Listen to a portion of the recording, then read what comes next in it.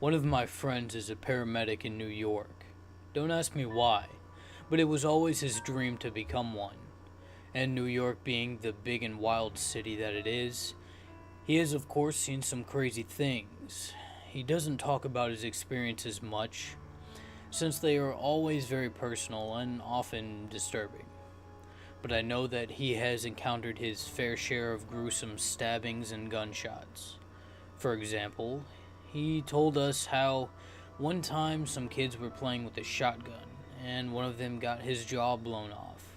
The boy was still alive as my friend rushed him to the ER and eventually lived, but he is horribly disfigured now and has to eat through a tube for the rest of his life. There were other stranger things. He told us once how he responded to a call where an elderly woman managed to decapitate herself at home alone.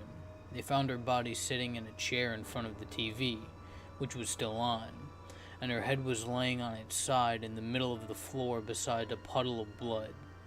Her door was locked and all the windows were closed. All they know is her neighbors heard a loud thud in her apartment and called the police when she didn't answer her door.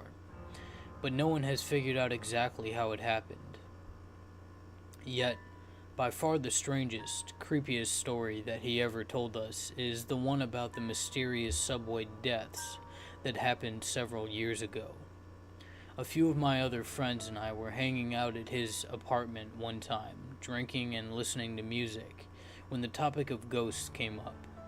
We started by talking playfully about ghost experiences we had as children. Just shadows in the corner of an eye, feeling of being watched, and stuff like that. But then my friend spoke up and said in a very serious voice that he wanted to tell us a story that he swore to God actually happened and freaked him out so much that it sometimes kept him awake. And when he rode the subway late at night, almost gave him panic attacks. We all became serious as he told us the following story, which I will tell you now. So, my friend said a couple of years ago that the ambulance crews started getting calls about once every week about people found dead on the subway. The deaths always happened between a few particular stations. He said the names, but I can't recall them exactly. The NY subway system is huge. And always happened late at night when the cars were almost deserted. In fact, the victims were always found alone in the subway cars sitting or lying on the benches, and there were never any witnesses. Another detail is that all the victims were males and died of heart attacks, sometimes even when they were unusually young. After the calls had been coming in steady for a couple of months, the story started to get some minor attention. The police checked footage from the cameras in the stations, but never saw anyone get on or off the trains regularly that made them think that a particular person was causing the heart attacks with drugs or a stun gun or by some other means. There was no real explanation.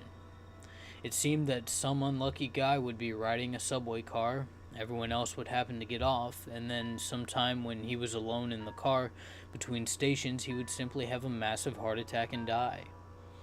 The newspaper even ran a small insert about the case in the back reaches of the police blotter. Perhaps you even saw it, asking for information, yet nothing came of it. But eventually my friend was lucky, or unlucky enough, to get a clue about what might be going on. He was on duty one night when his crew responded to a call about one of the heart attacks, but this time the person managed to survive. They picked him up from the platform of one of the stations, where he was lying on the ground, with a jacket from a Good Samaritan who called 911 under his head. The person who placed the call was still there and said that when he entered the car, he saw the man sitting slumped over on one of the benches and gasping for breath. Then he called 911, when the man indicated that he needed help.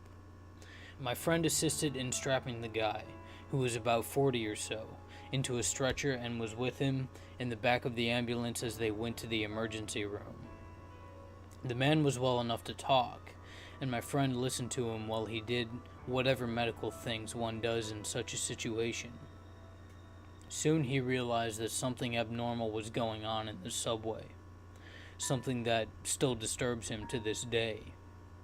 The man said that he was on his way home from an exhausting shift at work late at night.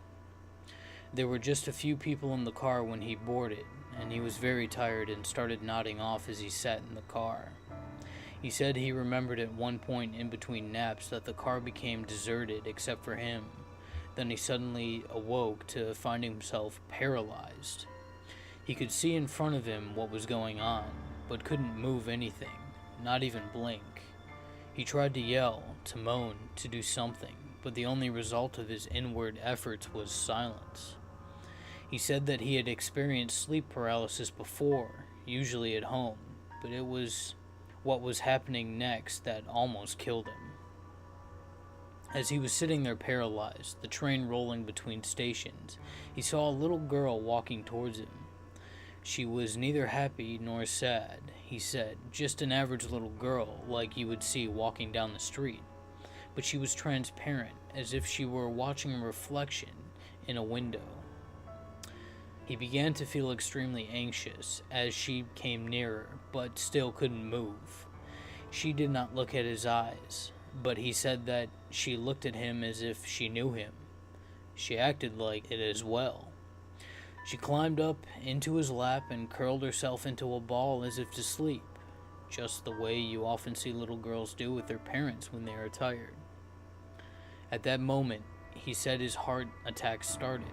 The little girl was cold and motionless as she sat on his lap, and he said the cold from her crept over his whole body until he began to feel like someone was squeezing the middle of his chest.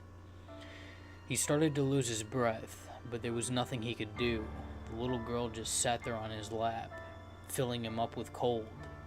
Suddenly, the subway arrived at the next station and the little girl dissolved from his lap just before he heard the door open. That's when the good Samaritan who made the call came up to him, he said. My friend related that the man survived the incident and recovered fully. The calls about the heart attacks continued to come in for another month or so, then mysteriously stopped just as quickly as they had started. No conventional explanation was ever found that could fully explain the incident. My friend offered a couple theories of his own as to what might have happened. First, he said that sleep paralysis is fairly common and often is accompanied by vivid dreams and hallucinations, which could explain what the man saw. Yet it does not explain the wave of heart attacks, all occurring to males alone on the subway, all between roughly the same stations. Unfortunately, for the sake of finding the truth, the lucky man was, at least to my friend's knowledge, the only one to survive, and consequently, there are no other stories to corroborate his. The other theory is that there really was a ghost of a little girl who caused the heart attacks on the subway. Like any big city, New York has a lot of domestic crime and many broken families. My friend speculated that she was a girl who was perhaps killed by one of her parents, or who maybe died when she somehow wandered into the subway tunnels after running away from home and spent the time after her death searching for her father. Of course, no one knows for sure. After my friend finished speaking, we all sat there silently, staring at the ground, some upbeat song playing in the background from the stereo. But the mood was dead by now and stayed that way until my friends and I went home. When we did, I don't think a single one of us took the subway that evening.